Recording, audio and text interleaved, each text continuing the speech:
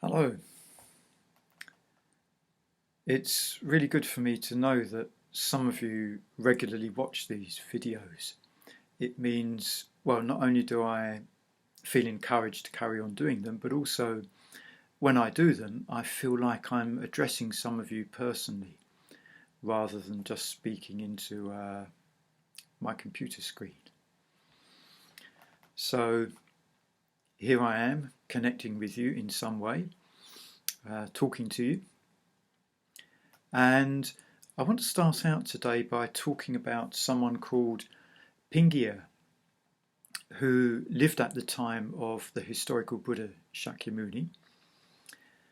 And Pingaya, he was quite old, I think, and he was not able to get around very easily.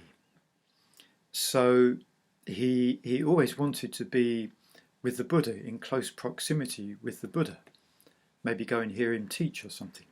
But he couldn't do that anymore because he couldn't get around. And someone said to him, well, that must be really difficult for you. You must miss that terribly, that contact with the Buddha. And Pingaya, let's get this book the right way up. And Pingaya, this is some of what he said in reply to this. I cannot stay away from him even for a moment. I see him with my mind as if with my eye. My faith and joy, my mind and mindfulness do not go away from the teaching of Shakyamuni.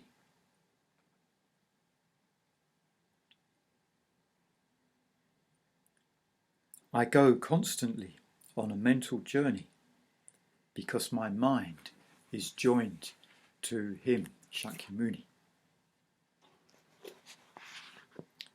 So that's an expression by Pingaya of great faith in the Buddha, based on personal contact and experience, and based on very much on personal practice. He said that his mind and his mindfulness doesn't depart from the Buddha. So he's always with the Buddha.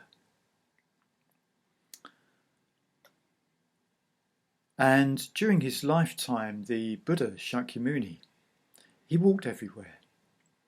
Well, that's what a lot of people did in those days.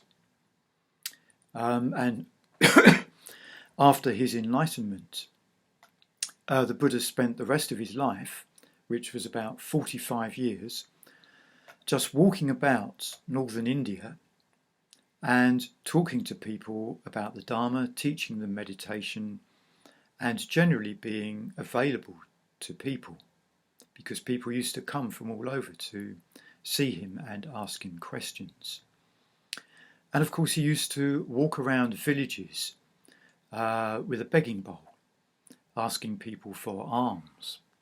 Well, I don't think he actually asked them. I think he just stood there with a bowl. And people would put food in the bowl. That was his livelihood. That's how he existed. It would be pretty difficult to try and do that today, I think. Well, maybe not if you're a Buddha. But to be a monk and to try and do that in the West would be pretty hard, I think. So the Buddha walked everywhere. He must have covered a huge number of miles in those 45 years.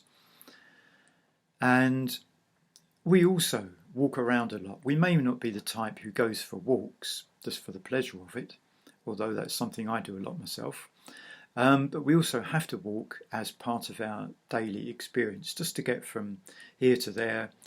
We walk around the supermarket, or we walk into town, or we walk to work maybe. So it's also, we walk around the house, just doing things in the house. We have to get from one room to another maybe, or we walk out in the garden. So what are we doing all of the time that we spend walking? So for Pingaya, he said that not a moment passed when he was not present with the Buddha, whatever that means. It didn't mean geographically present, as we've seen, but it meant that something in his being was constantly present with the Buddha. quite a long time ago, when I first got involved in Buddhism, well, a few years after I'd first got involved, I guess, maybe 3 years or something, 3 or 4 years, I remember walking through a part of West London where I lived at the time. I lived in a Buddhist community then. And I felt very aware of something inside of me which was something strong and precious, something which I felt I could rely on. And I was also very aware of the suffering in the world, the suffering that I could see in people's faces. And it just emphasized to me that, yes, I've got something, I've had the good fortune to come across the Dharma, which is so precious and of such great benefit. You know, it really has changed my life in the same way that it did with Pingaya. So at the time, I don't know that I thought of that indescribable something inside me. I don't think I really thought of it as being a connection with the Buddha, but I did connect it somehow with the three jewels, the Buddha, the Dharma and the Sangha, as though I was carrying a precious jewel. And probably then I related it more to the Dharma jewel, because that seemed to me the most important at the time. You know, I benefited very much from hearing the Dharma, which is the Buddha's teaching, and from gaining, well, just a little bit of understanding at that early time in my life, just a little bit of understanding of what the Buddha's teaching was about. Later on, well, now in my experience, I would say that the Sangha jewel is very strong inside me, in my heart somewhere. I'm much, much more connected with the Sangha than I used to be. I used to be quite separate from it, even though I was involved in it. It was as though something in me had not fully opened to it. But now that's changed very much. There's strong connections there, which I find still present even when I'm talking in this way through this medium of the internet. You know, I'm still very much aware of connections I have with people I know in the Sangha. But that also extends out to people in what we might call the, what might we call it? The higher Sangha, for want of a better word, the Buddhas and the Bodhisattvas, the great teachers of the past. So there's a connection there as well. There's something precious in my experience which connects me with all those beings, whether it's Shakyamuni or some other form of the Buddha.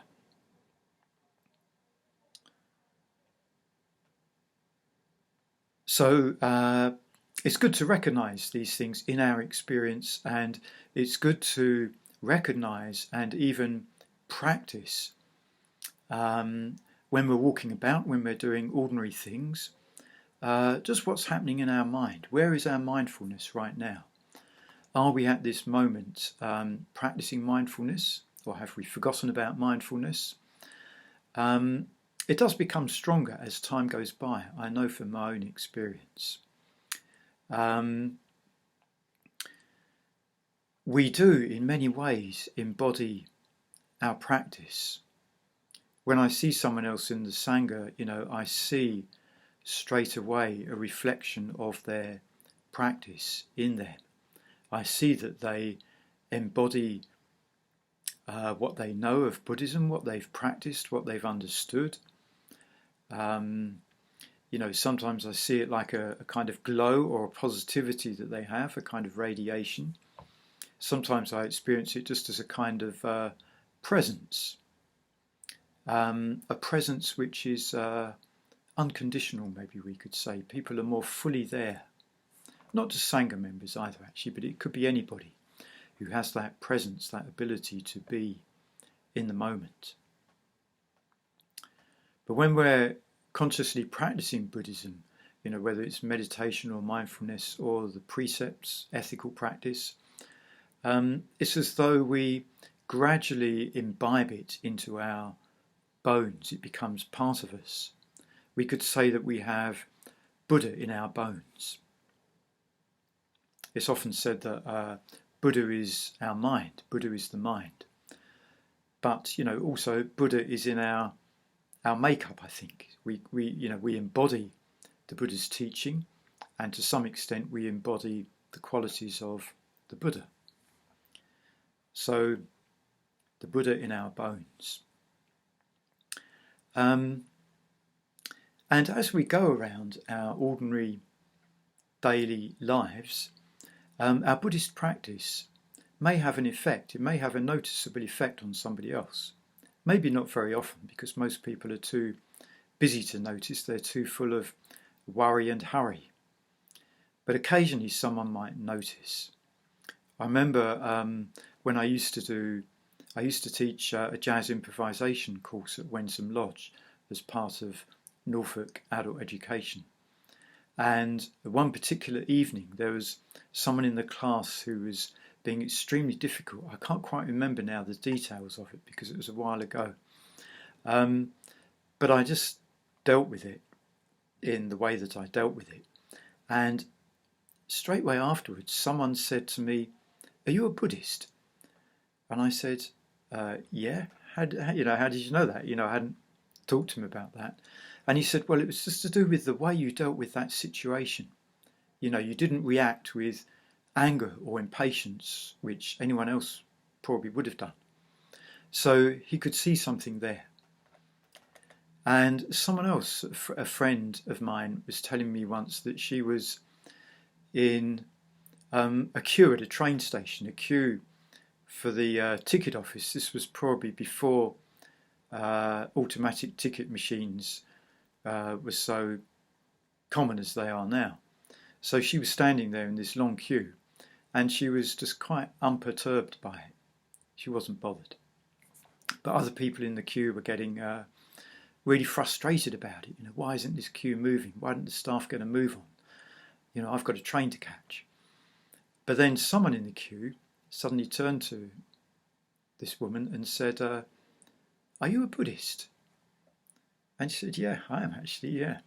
And it was just to do with the way she was standing there, presumably quite mindful, quite unperturbed, just waiting in the queue because that's what she needed to do, without any reactivity. So she, also like Pingaya, was walking with the Buddha, or was being with the Buddha, in the sense of being connected with the Buddha's teachings. Maybe also with an imaginative connection with an image of the Buddha as well, who knows. But the main thing is that when we do whatever we do in our daily lives, that we embody the teaching, we embody the Buddha, we could say. Our practice is not just on the cushion, it's wherever we happen to be. So walk with the Buddha.